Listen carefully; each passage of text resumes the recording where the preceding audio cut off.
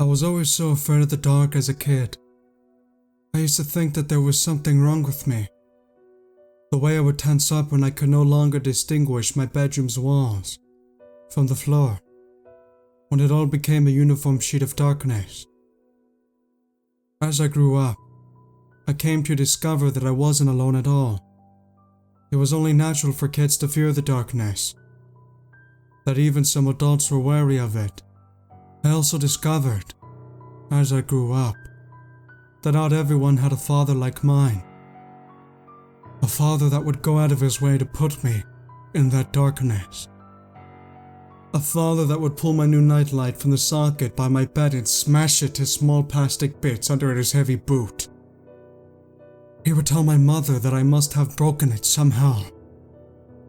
I could tell that she knew he was lying. Her eyes looked sad all the time. She would try to help me in any way she could, always ushering me off to bed when Dad stumbled through the front door. I remember thinking that he looked so tired. The way he swayed from side to side as I used to after soccer practice. I used to think the bottle in his hand was like the juice box Mother would give me when I looked exhausted. Every night it was the same. Mom would leave the door open just a crack, so that the light from the hallway could slip in and vanish to dark corners. But every night, my door would end up shutting, often before I was able to fall asleep. I could always tell who closed it. If the light slowly disappeared until I heard the faint click of the door lock, I knew my mother had shut it. After she closed the door, I could always hear my parents talking back and forth rapidly, unable to make out their words. They sounded like muffled dogs. Mom was just trying to help when she shut the door. What's the point of letting the light in when the dark slips through anyway? When Father closed the door, it was sudden and harsh. The door meeting the frame like a car crash. It was almost as if my father wanted to make sure that I would wake up from the sound of the door shutting, so I could wake up surrounded by the night. I was always too afraid to get up from the bed and open the door again. I could never have been that kid that got to slip through the hall to sleep with their parents. I had only tried it once when the voices began. It was after my father slammed the door shut that I opened my eyes and laid silent on my bed, staring off into the darkness. In that silence, I could hear them, small whispers filling my room like a cold breeze. Much like when my parents would argue through the walls, I could never make out what was being said. But I knew those voices were not my parents. It sounded like there were dozens of them, all chatting to each other. A melancholy of secrets that plumbed into my eardrums and rattled my heart. I convinced myself that facing my father was the lesser of two evils, and slowly climbed out of bed. Opening my door, I walked timidly down the hall. It felt like that hall leading towards my parents' room stretched on forever when I was a kid. The architecture of the house giving me every chance I could to turn back. My small hands pressed open my parents' door, but they weren't sleeping. Dad was sitting on the edge of the bed, while Mom was curled up in bed. There wasn't much time to turn around. My dad's attention snapping to me faster than I could think. I had enough time to see a collection of juice boxes by my father's feet before he stood from the bed. I heard my mother offer a plea before the heavy footsteps approached me. His large open palm rested on my shoulder, and for a moment, I thought that I was going to receive some comfort. Instead, I felt my father's immense strength pushing me backwards and lifting my feet off the ground. My back smacked against the hall's hardwood floor, and before my approaching mother could cross the doorframe, I saw Dad swing it shut with such a force. I felt wind press against my wet cheeks. I would have been able to sleep with the door open that night, but I ended up closing it again when I heard my parents barking again. I was so scared to sleep the next night, so afraid of the voices and my dad. But when I lay down in my bed and my father slammed the door shut, I opened my eyes to find the room wasn't so dark. Turning my head against the pillow, I turned my attention to the ceiling. I thought that she must have done it while I was at school. Above my head was my very own night sky, a collection of shining white dots that littered the ceiling, making it look like my room stretched into infinity. The lights were just bright enough to put my mind at ease, instead of nervously observing every bleak nook and cranny of my room. From that night on, I would just stare up at the stars. I would look at them until my vision got hazy, and I needed to remember about blinking, or until I would just pass out. When I looked at them long enough, it felt like I was watching them move, like the stars were rotating around the room.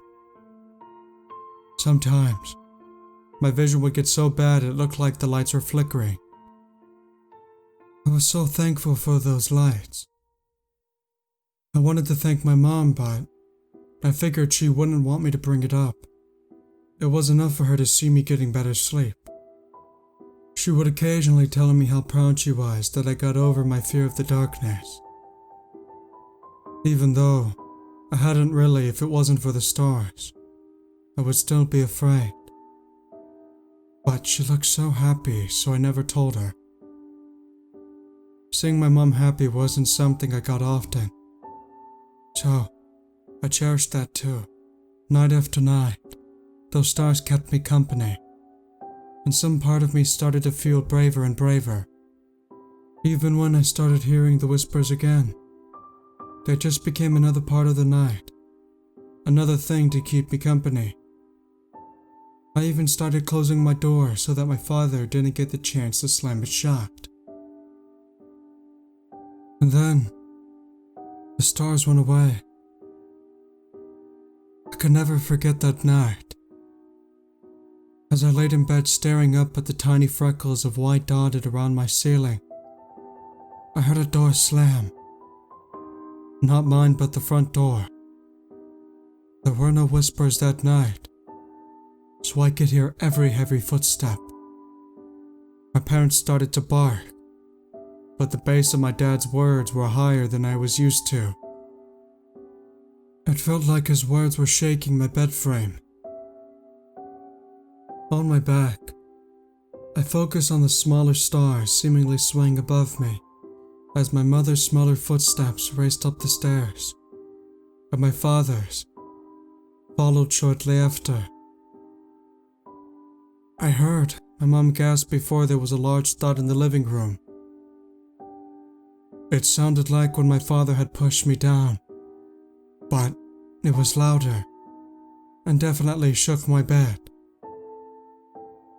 Even through the door, I could hear the soft sobs of my mother as she struggled to catch her breath. Sitting up, struggling to catch my breath as well, I could see the shadows shifting and obstructing the light from the hallways, from the bottom of my closed door. My dad uttered harsh demands to my mom. She pleaded with him, still begging. I could feel the corners of my mouth lowering and my face becoming hot. I desperately wanted to do something. I felt it welling up in me and soaking my heart until it formed a lump in my throat. I looked up at the stars again, my vision obstructed by a thin film of tears that gathered down my face. The lights looked warped under the filter of liquid that poured into my eyes. The darkness around those stars swelled too, until it looked like it was reaching out for me. All these shapes returned to normal when I wiped my eyes clean. Then, I heard one more thought. This time it was soft and muted. I was reminded of what it sounded like when my foot would hit the soccer ball, and then I heard my mother's air escaping her lungs. Before I knew it, I could feel the cool hardwood floor in my room pulling heat from the bottom of my feet. Quickly, I made my way to the door and pulled it open, letting the room flood with the hallway's light. I don't know what was going through my mind. Probably nothing. But I approached the man who had my mother's hair clumped in his fist. With all the strength my child's body could muster, I swung and my small crumpled up fist landed on his left cheek. I put everything I could into it, and yet he didn't move an inch. It was like he was made of stone or something. He turned to me. He was struggling to keep both eyes open, and his breath smelled like battery acid. But again, he was faster than I could think. His massive hands wrapped around my arms, and he picked me up off the ground with such little effort. Felt like I didn't even exist. He smiled at me, an ugly and unkind smile through the slurred speech he mockingly called me. "Oh, I see you're a big brave man. Let's fix that." Before once again shoving me backward. This time, with both of his arms and the height he had, brought me to. My body soared through the doorframe and back into my room. I landed much harder and my thin frame bounced off the ground before resting. My breath had been taken out of me completely, but still. My father stepped forward, presenting his massive frame to tower over my crumbled body. Leaning over, he brought his face to mine. I could smell the intense waft of alcohol on his breath with each word he spoke. A sentence broken through such broken speech. It was a wonder that I recognized it at all. He told me, "If you ever, and I mean ever, touch me again, I will kill you. Do you understand me?" "Yes." Then lifting my head off the ground, he quickly pushed it back down, making it smash the ground. My vision jarred for a moment as he left the room, slamming the door behind him. All night, I laid on the floor, motionless and hardly able to breathe. I felt so powerless, and just prayed that my mom was okay. The entire time I watched the stars above me and listened to the choir of whispers until I fell asleep, waking up as sore as ever in my mom's arms. I felt confused. The cool air was pressing against my face as my mother cradled me on the curb outside our home.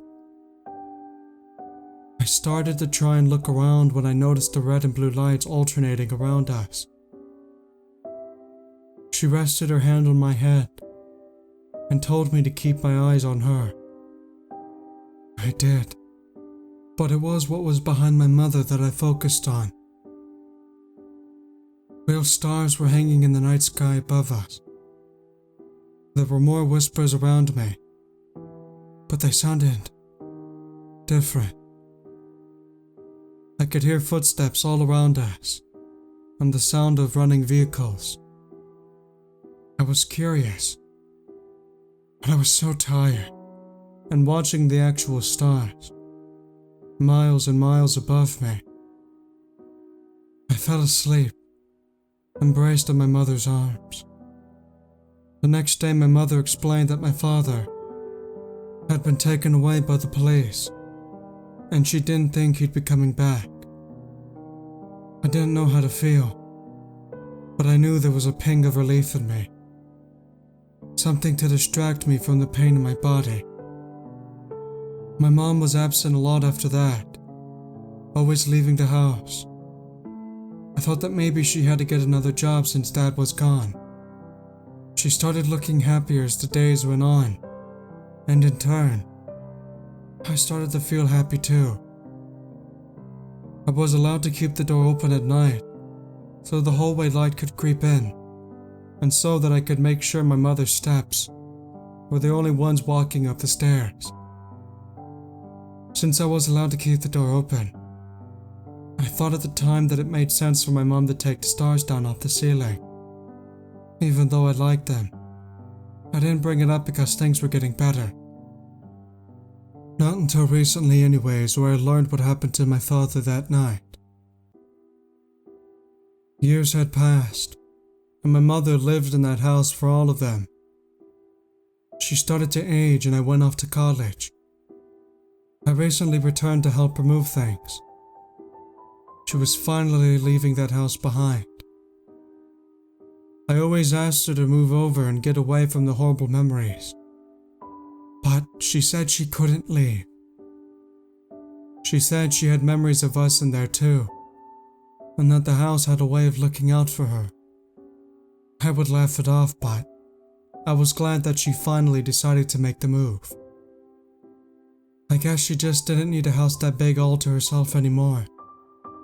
So, we went around the house boxing all her things up. I went into the attic and found boxes of my old childhood toys. I sorted through the boxes, remembering the few chances I had to have fun in that house. I started to feel nostalgic for the stars that used to keep me company. I thought about how they helped me cope with the darkness, and how comfortable they made me feel. Then, that maybe one day, they would help my kid get through the night. Should I ever decide to have one, that is. But the stars were nowhere to be found though. I sorted through all the boxes and couldn't find a single one, figuring she just threw them away. I climbed down from the attic and asked her where she found the stars.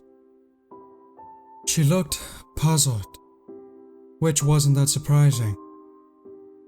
She was getting on in her years and perhaps I needed to be more specific. I tried to remind her of the white dots that looked like stars she put all over my ceiling to help me with the dark. That the stars even made me feel better about the voices I was hearing. The same stars she took down after Dad was arrested. Her eyes fluttered for a moment before she sat down on the bed and instructed me to do the same.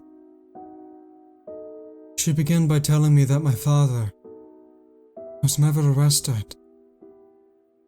That night after he did what he did, he went downstairs and my mother ran in to grab me. She scooped me up and pulled me into her room when she barricaded the door.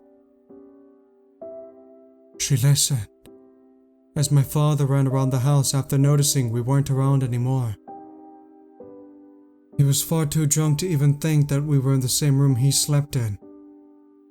She listened as he came back up the stairs, the steps nearly crackling under his frantic footsteps.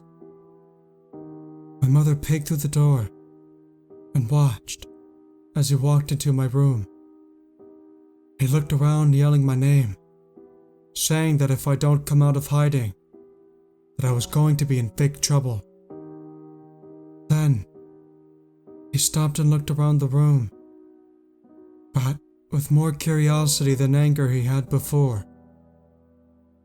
Mom watched him slowly look up at the ceiling, as if someone was calling for him. My dad just stood there, framed by the door as he stood and stared at the stars on my ceiling. And then, my mother said he started to lift off the ground. It was so dark in that room. It was like the darkness itself was pulling him up.